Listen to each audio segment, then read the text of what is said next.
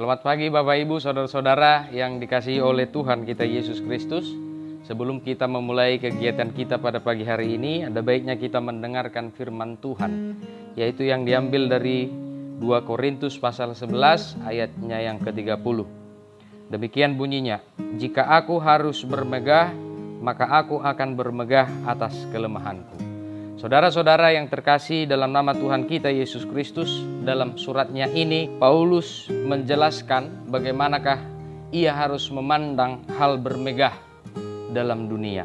Saudara-saudara, kalau kita melihat bagaimanakah orang bermegah, pada umumnya mereka ini akan bermegah atas apa yang sudah diterimanya, apa pencapaian yang dilakukannya dalam hidupnya, bagaimana kesuksesannya di dunia, dan bagaimana dia memiliki inovasi-inovasi ataupun hal-hal yang membuatnya semakin berada di tempat yang tinggi.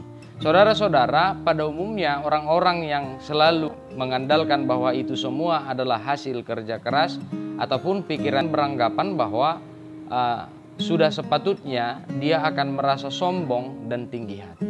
Saudara-saudara yang dikasihi oleh Tuhan kita Yesus Kristus, Paulus sadar benar bahwa apa yang dilihatnya itu tidak boleh sama dengan apa yang dilakukan oleh dunia.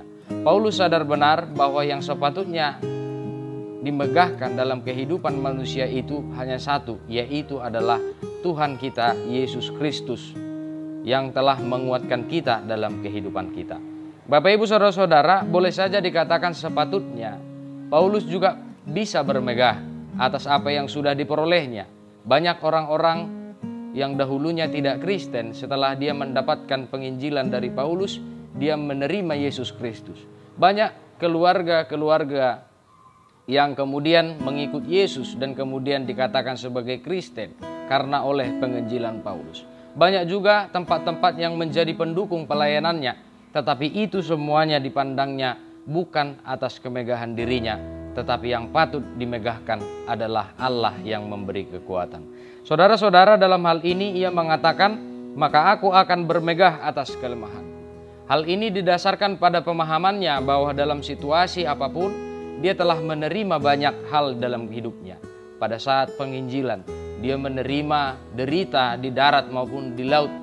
Dia menderita atas apa yang dilakukan oleh orang-orang Yahudi yang memburunya oleh karena firman Tuhan. Bukan karena dia tidak memiliki kuasa ataupun kekuatan yang boleh dia andalkan di dunia ini melalui sahabat-sahabatnya, petinggi-petinggi yang lain.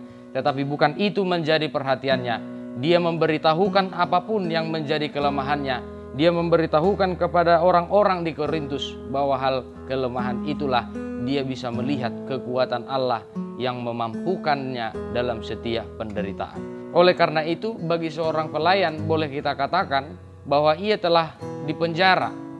Ia mendapati bahwa ada tuduhan-tuduhan yang tidak benar, dikatakan sebagai rasul palsu ataupun pengkhotbah-pengkhotbah palsu.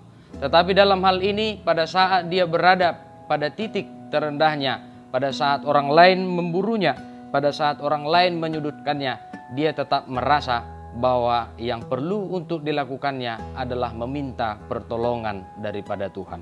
Saudara-saudara yang dikasihi oleh Tuhan kita Yesus Kristus, jika aku harus bermegah, maka aku akan bermegah atas kelemahanku. Firman Tuhan hari ini mengajak kita untuk melihat bahwa sesungguhnya kita adalah orang-orang yang lemah, yang tidak memiliki kekuatan sama seperti Tuhan. Tetapi justru Tuhan kita itu sungguh sangat luar biasa. Dia mampu memberikan kita, menolong kita untuk selalu berada dalam jalan kebenaran. Itulah yang dikatakan oleh Yesus, saudara-saudara. Kata Yesus dalam Matius 11, "Marilah kepadaku semua yang letih lesu dan berbeban berat, aku akan memberi kelegaan kepadamu." Untuk apapun yang Anda hadapi saat ini, maka sepatutnya kita menyadari bahwa kita adalah orang yang lemah. Tetapi karena kita punya Tuhan Yesus, Dia akan selalu memberi kekuatan kepada kita. Amin. Marilah kita berdoa. Segala puji syukur kami aturkan atas berkat perlindungan, pertolongan, dan karunia yang selalu Engkau berikan dalam kehidupan kami. Kami berterima kasih Tuhan, hingga saat ini kami boleh menikmati hidup kami yang boleh kami jalani, pekerjaan yang boleh kami lakukan. Semuanya itu kami mohonkan kepadamu supaya Engkau tetap membimbing dan menguatkan kami satu persatu. Di tengah pandemik ini ya Tuhan, berikanlah kebijaksanaan dan hikmat yang daripadamu, kiranya kami dapat semakin mampu untuk menjaga kesehatan kami ke depannya. Kami serahkan seluruhnya kehidupan kami hanya di dalam nama anak-Mu Tuhan Yesus Kristus Tuhan kami. Amin.